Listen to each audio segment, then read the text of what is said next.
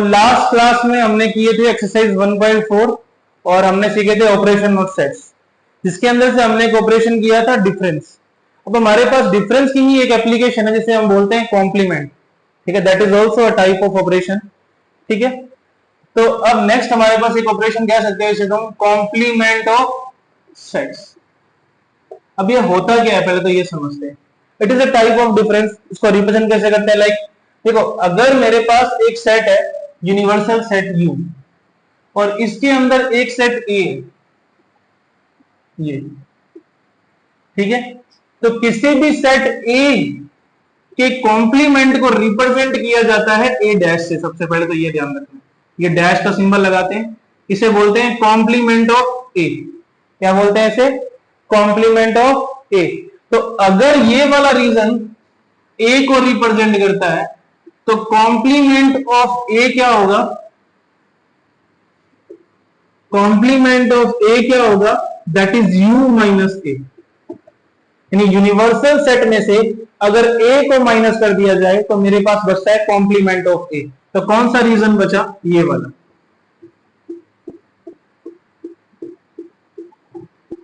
तो सिंपल सी बात क्या है कि A dash actually is U minus A। Complement of A का मतलब यूनिवर्सल सेट में से डिफरेंस कर दो A का, तो रिमेनिंग एलिमेंट्स जो बचेंगे that is called complement of A। Clear है बात? अब जैसे हमारे पास बाकी के ऑपरेशंस की कुछ प्रॉपर्टीज थी, वैसे ही हमारे पास डिफरेंस की भी कुछ प्रॉपर्टीज है।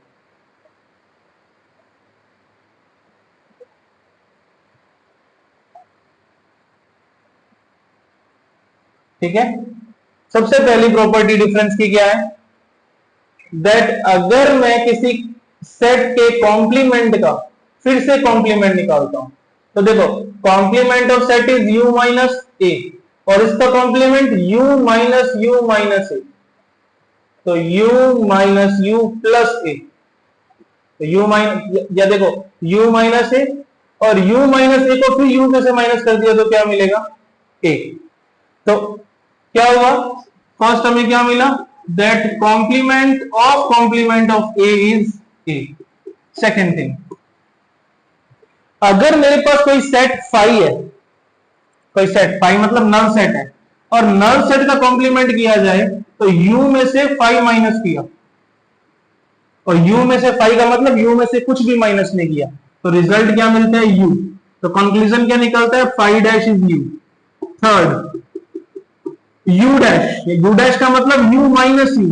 अगर पूरे U में से U को ही माइनस कर दिया जाएगा तो रिजल्ट में क्या मिलता है? फाई। तो हमें क्या मिला? एक और property, that complement of U is phi. Complement of complement is that set again. Complement of phi is U universal set. Complement of universal set is phi. और एक हमारे पास हो रहा है कि अगर मेरे पास A यूनियन B का कॉम्प्लीमेंट मुझे निकालना है, that is equal to complement of A intersection complement of B। और अगर मेरे पास A इंटरसेक्शन B का कॉम्प्लीमेंट है तो इसको हम complement of A union complement of B भी लिख सकते हैं। इसे बोला जाता है डी मॉर्गन्स लॉ। ठीक है, ये भी हमें ध्यान रखना है, ये भी प्रॉपर्टीज में आता है कॉम्प्लीमेंट की। तो A union B dash is equal to A dash intersection B dash and A intersection B dash is equal to A dash union B dash. This is called De Morgan's law। और एक property हमारे पास ये है कि अगर हम A का A dash से यूनियन करते हैं, देखो ये A है और ये बाहर का रीजन A dash, अगर इन दोनों का यूनियन किया जाए तो देखो ये प्लस ये वाला इसके अंदर रख दो तो क्या बन गया? पूरा यूनिवर्सल सेट। तो A और A डैश का यूनियन इज यूनिवर्सल सेट। और A और A डैश में देख के बताओ क्या कुछ इंटरसेक्शन आ रहा है? जस्ट एक दूसरे के अपोजिट है, कुछ भी कॉमन नहीं, तो यहां मुझे क्या मिलेगा? फाइव। तो A और A डैश का इंटरसेक्शन, A और A के कॉम्प्लीमेंट का intersection is five and A और A के कॉम्प्लीमेंट का यूनियन इज यूनिवर्सल सेट। ठीक है, ये हमारे पास प्रॉपर्टीज आ गई डिफरेंस की, ये डेफिनेशन आ गई। इसकी अगर सेट बिल्डर फॉर्म बनानी है तो क्या लिखेंगे हम? A dash is equal to X such that X belongs to U and x not belongs to A. X U का तो है बट ए का नहीं है, then it is called complement of A. Got it? तो ये हमारा complement हो गया और हमारा नेक्स्ट एक्सरसाइज कंप्लीटली कॉम्प्लीमेंट पर ही बेस्ड है। तो एक्सरसाइज स्टार्ट करते हैं, एक्सरसाइज 1.5। तो स्टार्ट करते हैं 1.5। क्वेश्चन नंबर 1 हमारे सामने है। यूनिवर्सल सेट दे रखा है, ए दे रखा है, बी दे रखा है, एंड फाइंड दीज 6 थिंग्स। सबसे पहले मेरे पास क्या है, I want to find A dash. A dash का मतलब u माइनस ए, यानी u के वो एलिमेंट जो a में नहीं है। तो a में क्या क्या है, 1 2 3 4 है, कौन कौन नहीं है, 5 6 7 8 9। तो u माइनस ए क्या आ जाएगा, 5 6 7 8 9। Second, what is b dash, b dash is u minus b। u minus b मतलब b के एलिमेंट्स माइनस कर दो। b में क्या क्या है, 2 4 6 8, 2 4 6 8, ये एलिमेंट्स b के अंदर है। तो कौन से एलिमेंट्स b में नहीं है, u के, 1 नहीं है, 3 नहीं है, 5 नहीं है, 7 नहीं है और 9 नहीं है। तो 1 3 5 7 9, ये मेरा b डैश आ गया। थर्ड में कह रहा है कि a यूनियन c डैश निकाला जाए। तो what is a union c? अगर a यूनियन c किया जाए तो a में 1 2 3 4 है और c में 3 4 5 6 है। कंबाइन करेंगे वी विल गेट 1 2 3 4 5 6। और मुझे इसका कॉम्प्लीमेंट निकालना है, मतलब मुझे इस सेट को u में से माइनस करना है, यानी u के वो एलिमेंट जो a यूनियन c में नहीं है, u माइनस करना पड़ेगा मुझे इसको। तो u में देखो 1 2 3 4 5 6 है और क्या नहीं है यहाँ पे, 7 8 9 नहीं है। तो इसका रिजल्ट क्या आ जाएगा, 7 8 9। तो a union c dash is equal to 7 8 9। Fourth part करते हैं। फोर्थ पार्ट में बोला है a यूनियन b डैश निकाल के दिखाओ। पहले a यूनियन b निकालते हैं, ठीक है। इसका अभी कॉम्प्लीमेंट नहीं निकाला तो ऊपर मैंने कॉम्प्लीमेंट का symbol still we are having. और a यूनियन b निकालेंगे तो यहाँ पर a 1 आ जाएगा, 2 आ जाएगा, 2 यहाँ पड़ा है, 3 आ जाएगा, 4 पड़ा है, 6 और 8 आ जाएगा। तो आएगा इसमें 1 2 3 4 6 एंड 8। ये एलिमेंट्स है हमारे पास a यूनियन b के। अब मुझे कॉम्प्लीमेंट निकालने के लिए इसको u में से माइनस करना पड़ेगा। तो 1 छोड़ दो, 2 छोड़ दो, 3 छोड़ दो, 4 छोड़ दो, 5 यहां नहीं है, 6 यहां है, 7 यहां नहीं है, 8 है, 9 नहीं है। तो a यूनियन b डैश क्या आ जाएगा, 5 7 9। Next is b minus c dash. सबसे पहले b माइनस c निकालते हैं हम, देन उसका कॉम्प्लीमेंट निकालेंगे। तो what is b minus c? तो b के वो एलिमेंट जो c में नहीं है। b के कौन से एलिमेंट c में है, देखो 4 है और 6 है। तो 4 और 6 तो है क्या नहीं, 4 और 6 तो है क्या नहीं, 2 और 8। तो b माइनस c आया 2 8। अब मुझे इसका कॉम्प्लीमेंट चाहिए, मतलब यूनिवर्सल में से 2 और 8 छोड़ दो, बाकी सब कुछ आ जाएगा। तो 1 आ जाएगा, 3 4 5 6 7 और 9 आ जाएगा। मैंने 2 और 8 छोड़ दिया। क्लियर है? ये हमारा क्वेश्चन 1 कंप्लीट हो गया। क्वेश्चन नंबर 2 देखते हैं। यूनिवर्सल सेट दिया हुआ है मुझे a b c d e f g h, ठीक है। मुझे कॉम्प्लीमेंट निकालना है a b c और d का, ठीक है। और कॉम्प्लीमेंट का मतलब क्या होता है, u माइनस दैट सेट। तो अगर फर्स्ट की बात करें, फर्स्ट में मुझे a का कॉम्प्लीमेंट निकालना है। कॉम्प्लीमेंट ऑफ a मींस इसको u में से माइनस कर दो। तो u में से a b c निकाल दो, बस d e f g h बच गया। इसमें क्या आ जाएगा, D E F G H। अगर B डैश निकालना है तो B डैश का मतलब U माइनस B। तो U में से B के एलिमेंट निकाल दो बाहर, D E F G छोड़ दो, तो क्या बचा, A B C H। Third C dash निकालना है, that is U minus C। अब U में से C के एलिमेंट छोड़ दो, A छोड़ा, C छोड़ा, E छोड़ा और G छोड़ दिया, क्या बचा, B D F H। Done. Next is D dash निकालना है, that is U minus D। तो अब मैं क्या करूंगा, U में से D के एलिमेंट छोड़ दूंगा। D के एलिमेंट क्या, F है, G है, एच है और ए है, तो क्या बचा B C D E. Clear है, सिंपल सी बात है, वही डिफरेंस ही है जो हमें करते रहना है। चलो क्वेश्चन नंबर 3 देखते हैं। अब मेरे पास यूनिवर्सल सेट है, set of all natural numbers, और यहां पर मेरे पास कुछ सेट दे रखे हैं in the set builder form. मैं इनके कॉम्प्लीमेंट्स निकालना चाहता हूं इस क्वेश्चन के अंदर। ठीक है, तो फर्स्ट से लगते हैं। कॉम्प्लीमेंट निकालना है तो मतलब इन सेट्स को यूनिवर्सल सेट यानी सेट ऑफ नेचुरल नंबर में से माइनस करना पड़ेगा। अगर फर्स्ट में क्या देगा मुझे x is a set of even natural number, तो अगर सेट ऑफ नेचुरल नंबर में से इवन नेचुरल नंबर को माइनस कर देंगे तो क्या बचेगा x such that x is a odd natural number. तो सारे के सारे नेचुरल नंबर में से इवन नेचुरल नंबर को माइनस कर दिया तो क्या बचा odd.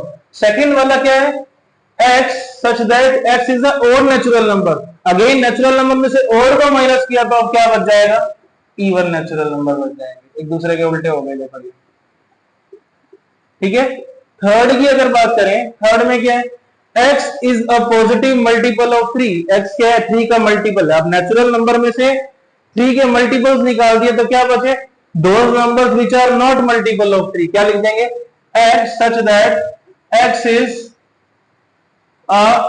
Is not a multiple of 3। पहले वाले मल्टीपल थे और अब वाले मल्टीपल नहीं है क्योंकि ये कॉम्प्लीमेंट है उसका।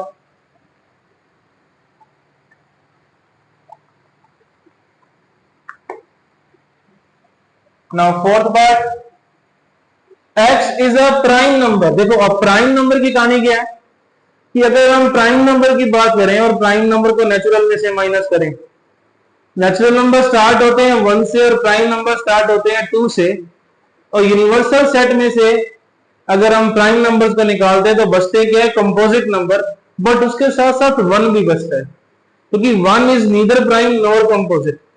तो 1 उस टाइम पे प्राइम नहीं था। अगर मैं कंपोजिट नंबर लिख देता हूं तो उसमें 1 इंक्लूड नहीं हो पाएगा। तो यहां पर ये लिखना गलत है कि x is such that x is a composite number. हम क्या लिखेंगे x such that x is not a prime number. Prime number ना हो बस ये चलेगा। या फिर लिख दो x is a composite number and x is equal to 1। भी 1 को मेंशन करना जरूरी है। अब 1 is not a prime number तो यहां इंक्लूड हो जाएगा इसमें। x is a natural number and not a prime number, ऐसा दे सकते हो। फिफ्थ की बात करें तो x is a natural number divisible by 3 and 5, तो not divisible by 3 and 5। Natural number में से अगर 3 और 5 के मल्टीपल्स गए तो क्या बचे जो नहीं है वो बचे। So x such that x is a natural number not divisible by 3 and 5.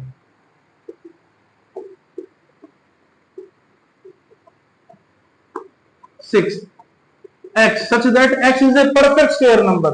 तो सभी के सभी नेचुरल नंबर में से अगर परफेक्ट स्क्वायर को रिमूव कर दे तो क्या बचा नॉन परफेक्ट स्क्वायर नंबर। तो x is a non perfect square number.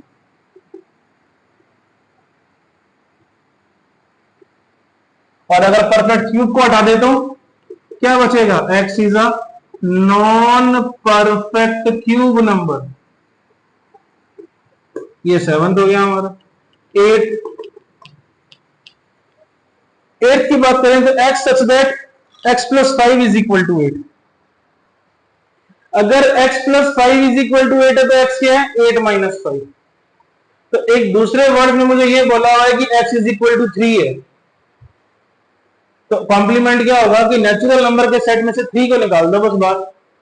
तो क्या लिख देंगे हम x such that x belongs to n, सारे के सारे natural number, and x not equals to 3। बस 3 ना हो बाकी कुछ भी हो क्योंकि वहां 3 था।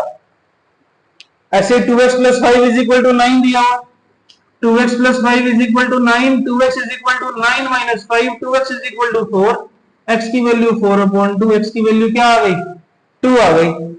तो अगर 2x इज इक्वल टू 2 है तो उसका कॉम्प्लीमेंट क्या हो जाएगा x such that x belongs to n and x not equals to 2।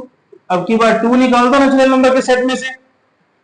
अब यहां क्या है, x such that x is greater than equal to 7, तो नेचुरल नंबर में 7 से बड़े और इक्वल नंबर 7 8 9 10 इसके बाद बड़े सारे नंबर, 7 में इंक्लूड है उसमें, तो पूरे नेचुरल नंबर के सेट में 7 और 7 से बड़े नंबर बाहर निकाल दिए, तो क्या बचा 1 से लेके 6, तो इसको 1 to 6 रोस्टर में भी दे सकते हो, या फिर x such that x is less than 7, पहले ग्रेटर देन इक्वल टू था, अब लेस देन 7 हो जाएगा।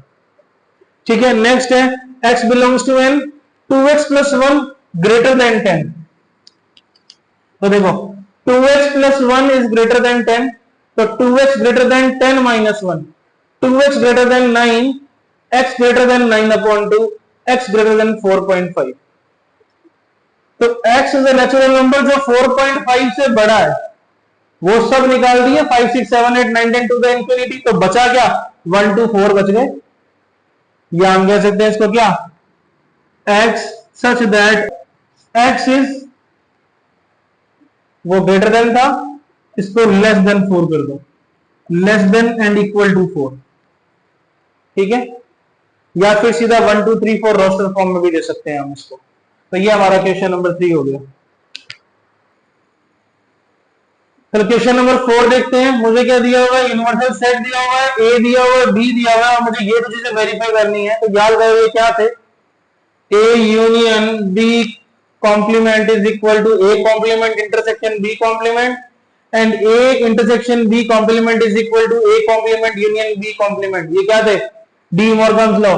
अब मुझे इसको यू ए और बी के लिए वेरीफाई करके दिखाना है, ठीक है। सबसे पहला पार्ट करते हैं, A union B dash is equal to A dash intersection B dash. सबसे पहले एलएचएस सॉल्व करते हैं, ए यूनियन बी डैश निकाल रहा हूं मैं, तो what is A union B, A union B में क्या आएगा, 2 आएगा, 3 आएगा, 4 5 6 7 8, 2 3 4 5 6 7 8, और इसका कॉम्प्लीमेंट, इसको u में से माइनस करना है, तो u में से 2 निकाल दो, 3 निकाल दो, 4 5 6 7 8, तो क्या बचा 1 और 9, तो a यूनियन b डैश मिला 1,9, ये तो इसका LHS सोल्व हुआ। अब इसका RHS सोल्व करते हैं, a dash intersection b dash, तो what is a dash now, तो अगर मैं u में से a के एलिमेंट्स को माइनस कर दूं तो मुझे क्या मिलेगा, a डैश मिलेगा। a में क्या है, 2 है, 2 माइनस करना है, 4 माइनस करना है, 6 करना है, 8 करना है, तो क्या बचा 1 3 5 7 9, मुझे मिलेगा 1 3 5 7 9, मुझे इंटरसेक्शन करना है b डैश से, तो what is b dash, b में मुझे 2 छोड़ना है, 3 छोड़ना है, 5 छोड़ना है और 7 छोड़ना है, तो क्या बचा 1 4 6 8 9। तो अब बताओ ये दो सेट आए, मुझे इनका इंटरसेक्शन करना था, तो बताओ दोनों में कॉमन क्या है, देखो 1 यहां भी आ रहा है, यहां भी आ रहा है, 9 यहां भी है, यहां भी है, तो कॉमन क्या आया 1,9, यानी a dash intersection b dash is 1,9, और हम देखें तो LHS is equal to RHS आ रहा है, तो हमारे पास पहला डी मॉर्गन्स लॉ जो था वो वेरीफाई हो गया। दूसरे की बात करते हैं, a intersection b dash is equal to a dash union b dash, उसके लिए फिर मैं LHS लेके चल रहा हूं, a intersection b whole dash निकालना है, तो what is a intersection b, देखो a और b में कॉमन क्या आ रहा है, 2 आ रहा है, इसके अलावा 3 5 7 है, 4 6 8 है, तो a इंटरसेक्शन b इज 2, मुझे इसका कॉम्प्लीमेंट निकालना है, यानी यूनिवर्सल सेट में से सिर्फ 2 को माइनस करना है, तो क्या बचेगा 1 3 4 5 6 7 8 9, बस 2 को छोड़ दो, 1 3 4 5 6 7 8 9, ये मेरे पास a इंटरसेक्शन b डैश आ गया, और ये अब इसका RHS लेके चले तो वो क्या होता है a dash union b dash, तो देखो अभी हमने a डैश और b डैश दोनों निकाले थे ऊपर, a डैश कितना आया था 1 3 5 7 9, और b डैश कितना आया था 1 4 6 8 9, अब दोनों का यूनियन करें तो 1 आ गया, 2 दोनों के पास ही नहीं है, 3 ये रहा, 4 उधर रहा, 5 इधर है, 6 उधर है, 7 इधर है, 8 इधर है, और 9 दोनों के पास है, देखो सेम आ रहा है, तो LHS is equal to RHS again, तो ये हमने वेरीफाई कर दिया that these two statements are true, इन्हें हम क्या बुलाते थे, डी मॉर्गन लॉ। ठीक है, हमने वेरीफाई कर दिया इनको। चलो क्वेश्चन नंबर 5 देखो, इसके 4 पार्ट है, मुझे इनके वेन डायग्राम्स बना के दिखाने हैं। सबसे पहले हम बनाते हैं ए यूनियन बी का Venn, A union B complement का वेन डायग्राम। ठीक है, तो देखो ए यूनियन बी क्या होगा, ये मेरे पास यूनिवर्सल सेट है, ये हमारा ए, ये हमारा बी, ये पूरे का पूरा ए है, ए और बी का मुझे यूनियन करना है, तो कौन सा रीजन सेट हो जाएगा, ये वाला। ये तो ए यूनियन बी है, मुझे निकालना है ए यूनियन बी का कॉम्प्लीमेंट, यानी यू में से इस ए यूनियन बी को हम क्या कर देंगे, माइनस। ये वाला पार्ट हटा दिया, तो अब क्या बचा, तो यू में से अगर ए यूनियन बी को माइनस करेंगे यूनिवर्सल सेट में से, तो ये वाला शेडेड रीजन बचेगा हमारे पास। तो this is the result, A union B dash is this one. अगर ये ए है, ये बी है और ये यू है, तो ये आएगा वेन डायग्राम किसका, ए यूनियन बी डैश का। सेकंड निकालते हैं, what is A dash intersection B dash. देखो ए डैश क्या बनेगा, ये ए है, ये बी है, ये मेरा ए है, ये बी है, ए डैश निकालना है। ए डैश का मतलब पूरे यू में से इस ए को माइनस कर दो, तो क्या बचेगा, ये सारा रीजन टोटल यूनिवर्सल बाकी सारा, ये मेरा ए डैश आया। बी डैश क्या आया, ये ए है, ये बी है, ये पूरा का पूरा बी था, ये हटा दो, क्या बचा, ये पीछे वाला। तो बताओ जो तुम्हें शेडेड रीजन दिख रहे हैं, इन दोनों के अंदर कॉमन पार्ट कौन सा है। तो देखा जाए तो इस वाले के पास, इन दोनों में अगर कॉमन पार्ट है तो सिर्फ ये इसके अंदर का छोड़ दें तो बचता है, यानी ये वाला पार्ट अगर लीव कर दिया जाए दोनों के अंदर, तो कॉमन पार्ट दोनों का इंटरसेक्शन क्या आएगा, मुझे ए डैश और बी डैश का इंटरसेक्शन चाहिए, यानी कॉमन पार्ट क्या है दोनों में। तो अगर मैं देखूं तो इसके पास ये वाला रीजन है जो कि यहां पर इसके पास नहीं है, तो ये कॉमन नहीं आएगा, और इसके पास ये वाला रीजन है जो कि यहां नहीं है, तो जो आउटर रीजन बचा ना ए और बी के अलावा, ये दोनों के पास है, तो फिर से शेड क्या हो जाएगा, सिर्फ ये वाला रीजन आउटर आउटर, दोनों में जो कॉमन था, दैट इज कॉल्ड इंटरसेक्शन। तो ये रीजन बचेगा। और वैसे भी हमें पता है कि A union B dash is equal to A dash intersection B dash by De Morgan's law, तो ये शो भी कर दिया हमने। अब थर्ड करते हैं, यहां से थर्ड में मुझे निकालना है ए इंटरसेक्शन बी डैश। तो पहले देखो कि ए इंटरसेक्शन बी क्या आएगा, ए इंटरसेक्शन बी, ये वाला रीजन। अब इस वाले रीजन को पूरे यू में से माइनस करना है, तो क्या बचेगा, इसका कॉम्प्लीमेंट चाहिए ना, तो पूरे में से मुझे बस ये कॉमन रीजन हटाना है, तो पीछे क्या बचा, ये सारा, सिर्फ बीच का एरिया मैंने ये वाला छोड़ दिया, बाकी सब शेडेड रीजन है। ये वेन डायग्राम बन गया मेरा, ये थर्ड पार्ट हो गया। ठीक है, अगर फोर्थ पार्ट की बात करें तो ए डैश यूनियन बी डैश निकालना है। तो देखो ए डैश ये रहा, बी डैश ये रहा, मुझे दोनों का यूनियन करना है। तो देखो ये भागा रीजन दोनों के पास कॉमन ही है, इसके पास ये वाला है, इसके पास ये वाला है, तो ये भी आ जाएगा यूनियन के अंदर। तो बचा क्या, सिर्फ ये ना तो इसके पास था ना इसके पास था, तो ये कहीं नहीं जाएगा। तो जब इनका यूनियन करेंगे तो मुझे क्या मिलेगा, ये सारा रीजन, बाहर वाला तो है ही। अब ये वाला पार्ट तो ए में था और ये वाला पार्ट बी में था, चाहे किसी में भी हो, दोनों में से किसी में भी आ जाए, यूनियन में तो वो आएगा ही आएगा। तो सिर्फ बचा क्या, ये इंटरनल पार्ट, इसके अलावा सारा रीजन क्या है मेरा, शेडेड है, ये मेरे पास बन गया। और वैसे जो मैं पता है कि A intersection B dash is equal to A dash union B dash, तो रीजन भी देखो सेम ही आया दोनों का शेडेड। ठीक है, बाय डी मॉर्गन्स लॉ दोनों इक्वल हो गए। तो ये हमने वेन डायग्राम बना दिया इनके। एक रिजल्ट ये वाला है, ये रिजल्ट है, और ये रिजल्ट है।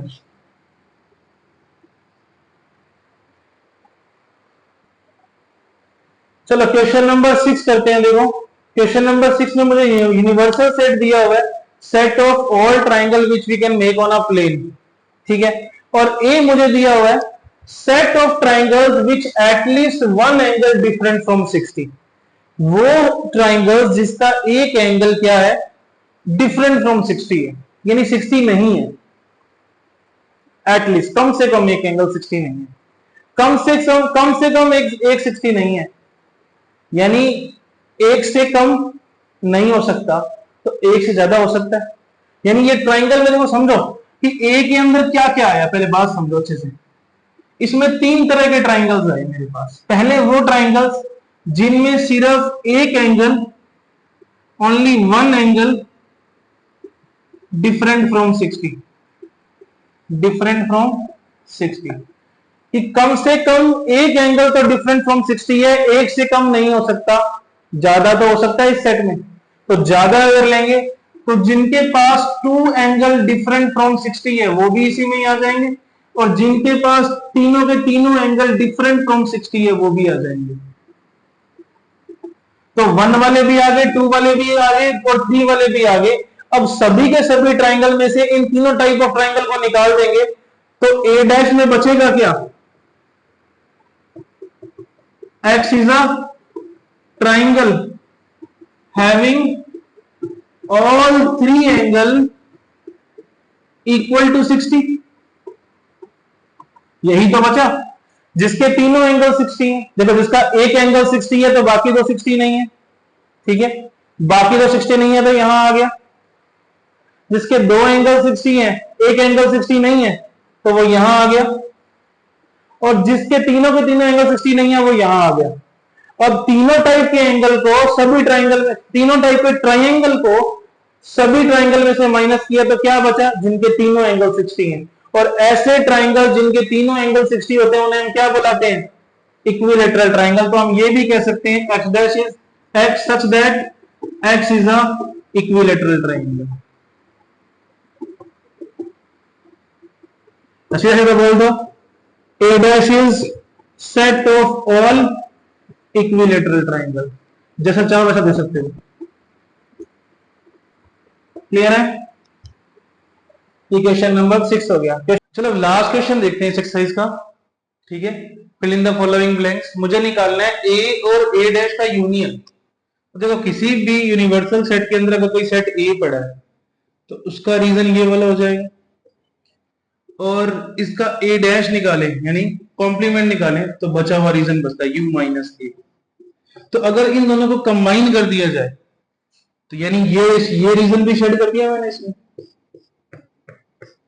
अब ये क्या बन गया, कंप्लीट एरिया शेड हो गया। इसका मतलब ए और ए डैश का यूनियन क्या होता है, कंप्लीट यूनिवर्सल सेट होता है। अब फाई डैश क्या होता है, फाई डैश इज यू, पढ़ा था हमने। तो अगर ये यू है तो यू और ए का इंटरसेक्शन, यू और ए में कॉमन क्या है, पूरा ए, तो रिजल्ट क्या मिल जाएगा, ए। और ए और ए डैश में इंटरसेक्शन क्या आएगा, अगेन देखो ये ए है और ये ए डैश है जो कि कॉम्प्लीमेंट है उसका, तो दोनों में इंटरसेक्शन मतलब दोनों में कॉमन चीज क्या है, कुछ भी नहीं कॉमन, तो इसका मतलब ये सेट नल हो गया। तो क्या लिख देंगे, 5। और यू डैश हमने पढ़ा था, यू डैश क्या होता है, 5 होता है। तो 5 और ए में कॉमन क्या आएगा, 5 is a null set, null set और ए में कॉमन क्या आएगा, नल सेट, तो 5। ठीक है, ये हमारा क्वेश्चन कंप्लीट हुआ और नेक्स्ट क्लास में करेंगे।